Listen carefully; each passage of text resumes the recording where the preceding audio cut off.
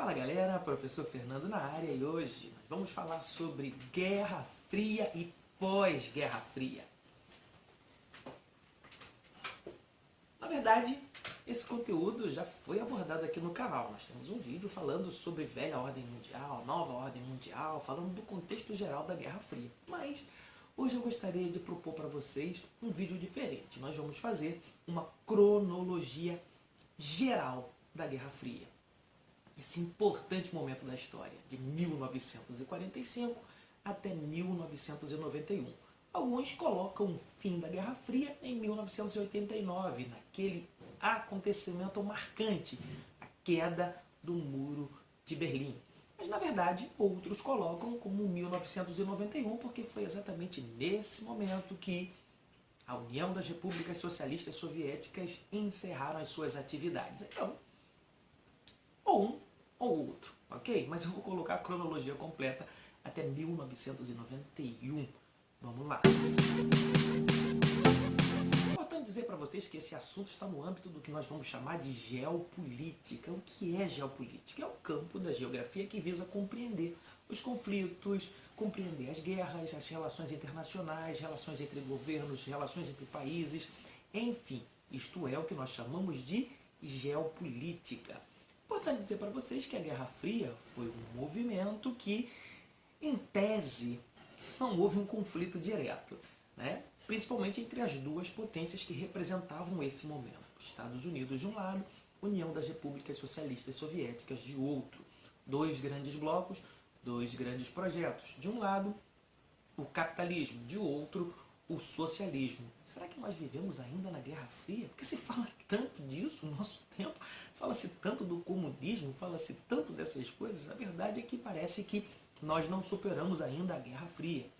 A verdade é que, nesse contexto que nós vamos falar de Guerra Fria, estamos falando de um estabelecimento de uma ordem mundial completamente diferente daquela que estava até 1945. 1945, final da Segunda Guerra Mundial, duas grandes potências saem absolutamente fortalecidas da guerra e começam a disputar o poder e a hegemonia política e econômica em diversos âmbitos na geopolítica mundial. Então estamos falando aqui de uma ordem mundial diferente. O que a gente pode chamar de ordem mundial é exatamente isso, é esse momento de distribuição do poder, como o poder está distribuído entre as potências, isso é ordem mundial.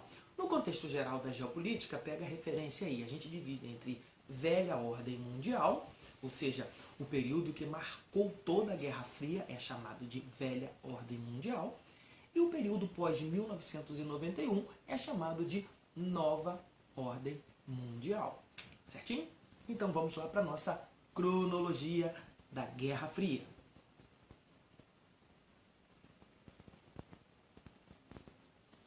A gente pode dividir a Guerra Fria em três grandes fases. A primeira fase é chamada de fase quente. A parada ficou sinistra, de 1945 a 1962. Acompanhe aí os principais acontecimentos dessa fase quente da Guerra Fria. 1947 começa então o período denominado Guerra Fria. As relações entre União Soviética e o Ocidente ficam cada vez mais tensas. O presidente Truman dos Estados Unidos anuncia o plano de ajuda de reconstrução da Europa, um plano que leva o nome do secretário, Plano Marshall. Foi o plano, na verdade, de colocar mais de 10 bilhões de dólares na Europa para reconstruir e conter o avanço do socialismo. Essa era a grande verdade. Nesse período aí, a ONU, estimulada pela Grã-Bretanha e os Estados Unidos, lá no Oriente Médio, divide a Palestina, criando o Estado de Israel. Veja, é importante classificar as ações no Oriente Médio, porque geralmente elas são esquecidas quando a gente fala do contexto geral da Guerra Fria. 1949, quais foram os principais acontecimentos? Nós vamos falar que a Alemanha de fato se dividiu e se consolidou. Então aí dois grandes países, vamos dizer assim, República Democrática da Alemanha, chamada de comunista, e a República Federal da Alemanha capitalista, ou seja, marcadas por uma divisão que depois se tornou física, de fato, com a construção do Muro de Berlim. Nesse mesmo ano, a União das Repúblicas Socialistas Soviéticas explodem a sua primeira bomba nuclear. Então a parada ficou sinistra nesse período aí. A criação da OTAN, Organização do Tratado Atlântico Norte, estamos falando do braço armado do Ocidente, e do outro lado, lado da União das Repúblicas Socialistas Soviéticas, há uma resposta ao Plano Marshall, a criação da Comecon, na verdade o Conselho para Assistência Econômica Mútua. A ideia era ajudar financeiramente os países que estavam alinhados com a União das Repúblicas Socialistas Soviéticas. Nesse mesmo ano, em 1949, ainda estamos em 49, olha quanta coisa já aconteceu. 1949, estamos falando aqui de um momento em que Mao Tse-tung lidera o que nós vamos chamar de Revolução Chinesa, toma o poder na China, 1949. E eu queria voltar um pouquinho porque eu pulei um negocinho aqui importante. Em 1948, lá na Palestina, acontece a Primeira Guerra, exatamente por conta da criação do Estado de Israel. A Guerra da Independência de Israel, ou seja, naquele contexto ali da criação do Estado de Israel, obviamente que os estados árabes do entorno não gostaram da ideia e partiram para cima. 1950, 1953, nós tivemos aí um período absolutamente tenso, Guerra da Coreia. A Coreia se dividiu em duas, está dividida até hoje, no paralelo 38, e essa guerra, na verdade, não acabou. Um armistício foi assinado, ou seja, há um cessar-fogo que, por enquanto, está em vigor. Na verdade, não há um acordo de fato para que a guerra tenha terminado. Então, eu posso dizer até que a Guerra Fria ainda está por aí, pelo menos os efeitos dela. 1953 também morre Stalin, o grande líder da União Soviética, do Partido Comunista, e é sucedido ali, começam a acontecer outras situações assim de enfraquecimento até do poder da União das Repúblicas Socialistas Soviéticas. 1955, que temos aí criação do chamado Pacto de Varsóvia. Eu disse a vocês que a OTAN foi constituída como o braço armado do Ocidente. E qual seria a resposta lá da União das Repúblicas Socialistas Soviéticas? A criação de um braço armado também. E esse braço armado chamou-se Pacto de Varsóvia. Nesse mesmo ano aconteceu uma importante reunião no mundo, a Conferência de Bandung, lá na Indonésia. Ou seja, aqueles países que não estavam alinhados nem com a União Soviética, nem com os Estados Unidos, decidiram fazer uma reunião e disseram o seguinte: na verdade, nós somos os não alinhados, não estamos nem de um lado, nem de outro, estamos do nosso lado. Interessante essa proposta, e inteligente até. 1956, no Oriente Médio, acontece a Segunda Guerra entre árabes e israelitas, chamada de Guerra de Suez. Ou seja, o bicho estava pegando lá no Oriente Médio. Na verdade, desde 1947, a Constituição do Estado de Israel, o negócio ficou muito tenso ali, porque marcou a presença dos Estados Unidos no meio de um espaço absolutamente dominado pelos árabes. Então o negócio realmente não ficou bom. 1961, ainda estou falando do período da fase quente da Guerra Fria. 1961, o Muro de Berlim se torna real, e de fato, a construção do Muro de Berlim. O muro que foi, na verdade, o grande símbolo desse período da Guerra Fria, se estabelece aí, é construído em 1961. 1962, nós tivemos um acontecimento marcante. Estamos falando da crise dos mísseis em Cuba. Importante dizer para vocês que Cuba tinha já passado por sua revolução em 1959. Eu pulei isso aí, né? Vamos voltar um cadinho. 1959, Revolução Cubana. Fidel Castro, companheiro. Na verdade, junto com o seu grupo ali, com Che Guevara, enfim, iniciaram o que ficou conhecido como Revolução Cubana.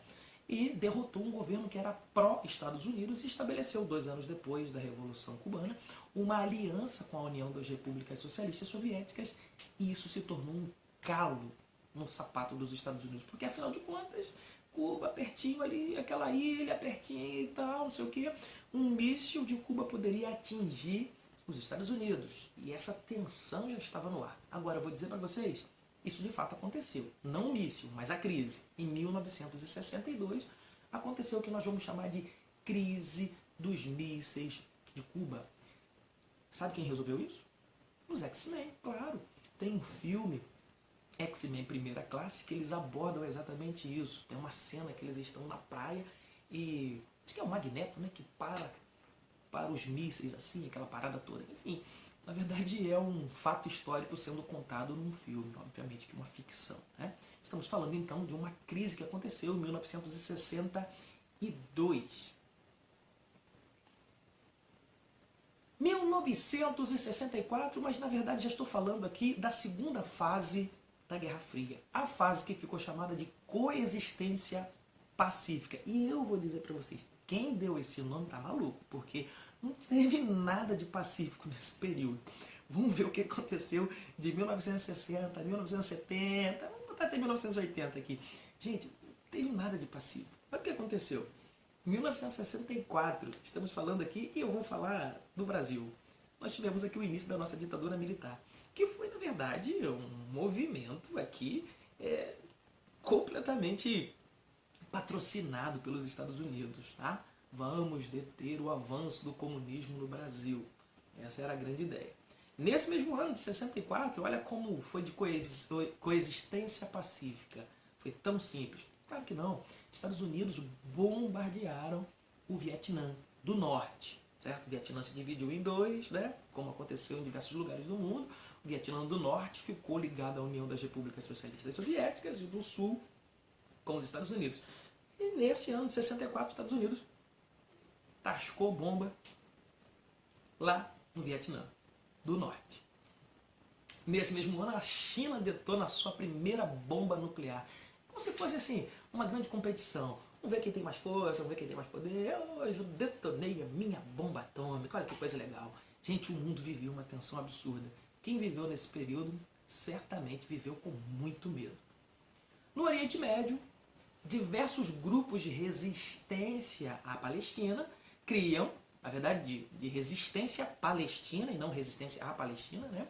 Criam o que nós vamos chamar de Organização para a Libertação da Palestina, um movimento que era contrário a toda aquela situação da criação do Estado de Israel, do avanço em relação à área da Palestina, do não reconhecimento do Estado palestino, ou seja, isso também como um reflexo dentro desse contexto da Guerra Fria, nesse período da chamada coexistência pacífica.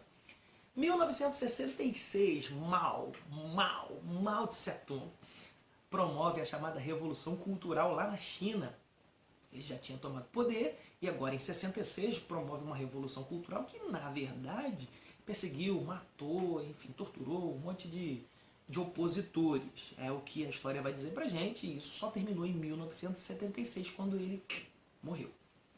1967, lá no Oriente Médio, a parada ainda estava pegando fogo. Aconteceu a terceira guerra entre árabes e israelitas, a chamada Guerra dos 6 Dias. Ou seja, período de coexistência pacífica para quem, meu irmão? Para quem? Nesse mesmo ano, 1967, Che Guevara é morto por tropas bolivianas com a ajuda do serviço secreto americano. 1968, as tropas do Pacto de Varsóvia invadem a Tchecoslováquia e dão início ao que vamos chamar de Primavera de Praga. Eu gostaria que vocês pesquisassem um pouco sobre esse contexto aí da chamada Primavera de Praga. Pouco falado, né? Já ouviu falar sobre isso? Bem, outra situação importante é que morria nos Estados Unidos, nesse mesmo ano, Martin Luther King, não tem a ver, obviamente, com a Guerra Fria, mas dentro desse contexto é importante falar, né? um grande militante em relação aos direitos civis dos negros nos Estados Unidos, uma figura fantástica. Mas no Brasil, nesse mesmo ano, a gente sofria. Nesse mesmo ano, no Brasil, era decretado o AI-5 pelo general Costa e Silva. E se você não sabe o que é o AI-5, vai pesquisar, meu irmão. Vai pesquisar, porque eu estou vendo gente dizendo assim, eu quero a ditadura, eu quero a ditadura, mas não sabe o que foi a ditadura, né, gente? O AI-5 foi um dos piores momentos da história desse país. Eu vou colocar para vocês aqui a descrição do que foi o AI-5. Acompanhe. Nós vamos falar aqui da terceira fase, para a gente finalizar o nosso papo. Terceira fase, de 1980 a 1991, vou colocar ali. Essa terceira fase foi tão esquisita que nem nome deram para ela. Eu vou dizer que foi o fim da Guerra Fria, certo? Veja, vamos colocar aqui os acontecimentos ainda dentro da década de 70. Vamos lá, vamos pegar ainda um pouco da década de 70. Bem, 1973, vou retomar aqui na década de 70. 73, os Estados Unidos foram derrotados pela guerrilha comunista lá no Vietnã. Isso doeu demais para os Estados Unidos, doeu muito. Nos filmes eles mostram que venceram, aqueles filmes Rambo, pá, pá, pá, pá. Na verdade eles mostram como se tivessem vencido essa guerra, mas não, os Estados Unidos perdeu feio. 1979, vou dar um pulo aqui na história para a gente poder falar sobre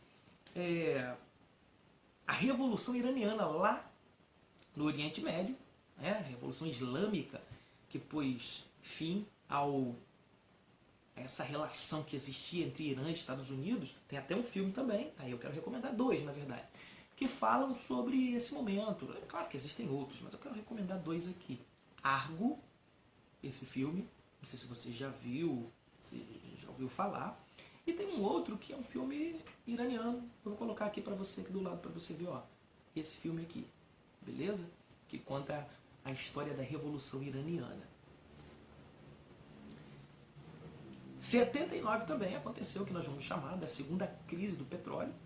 O mundo sofreu bastante com isso. E o que temos mais aqui é isso.